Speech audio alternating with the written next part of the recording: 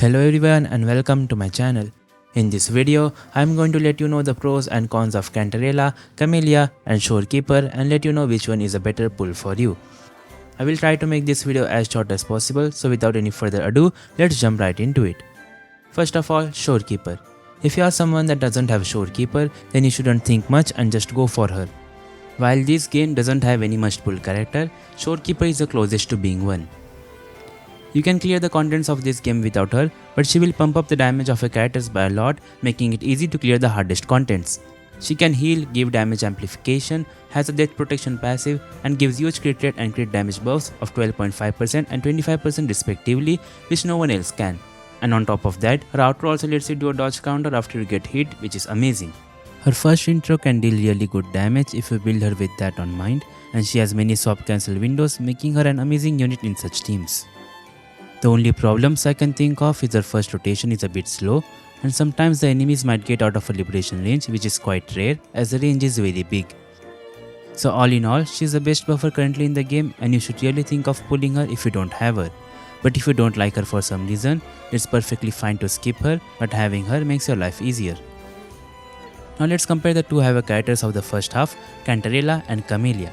With the addition of Wuthering Waves, Camellya has been really popular now, because she is one of the few DPS characters that have a huge AoE. She and Jian are at the top of the pyramid when it comes to AoE content. Not only she is the best for Wuthering Waves, she is an amazing DPS for other contents too. She might be a bit behind other top DPS like Jinxie or Carlotta, as her rotations can be inconsistent if used against mobile enemies, but due to the fact that she is amazing in both Tower of Adversity and Wuthering Waves is what I believe makes her one of the best, if not the best DPS. She can dish out massive amounts of damage and can nuke the enemies. You can use double into text to keep her buffed for her main rotation. I have multiple guides on this which you can check out later. And one of her best supports is Sanwa, which is a free character, so you don't need to worry about not having a team for her. Now let's discuss what we know about Cantarella from what was mentioned in the live stream. So Cantarella is a character that can heal, slow down the enemies, which is very useful, deal off-field damage through coordinated attacks, and can give resonance and havoc damage amplification buffs. Usually the buff will be 25% resonance skill damage and 20% havoc damage amplification. As we saw in the live stream, the coordinated attacks lack AoE. Coordinated attacks and resonance skill damage amplification, this makes her an amazing pair with Jinxie just like JG is.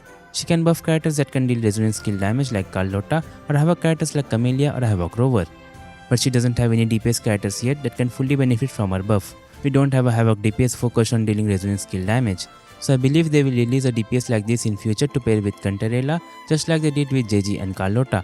JG was released in 1.2 and her best DPS Carlotta was released in 2.0 alongside a rerun of JG. So between Cantarella and Camellya, objectively speaking, Camellya is currently a better pull. Camellya can be used in both AoE and single target situations, and one of her best supports is F2P friendly, whereas Cantarella lacks the AoE and doesn't have a DPS that can fully utilize her buffs. Don't get me wrong, Cantarella is an amazing character. Being able to heal, slow time and buff the next character already makes her kit very strong. It's just that we don't have a DPS character that can fully benefit from her buff, and due to Wuthering Waves, AoE characters are more preferred as of now. There's also a chance that she might get redone alongside a designated DPS in the future just like JG and Carlotta. One more thing to note is that Cantarella has not been officially released yet, so it might be a good idea to wait for a day or two after their banners go live to make the decision. Nevertheless, you should always prioritize the characters that you like or make your PP hard. And that's all for this video. I hope it was helpful. Don't forget to like and share the video and subscribe for more Wuthering Waves content. Thanks for watching.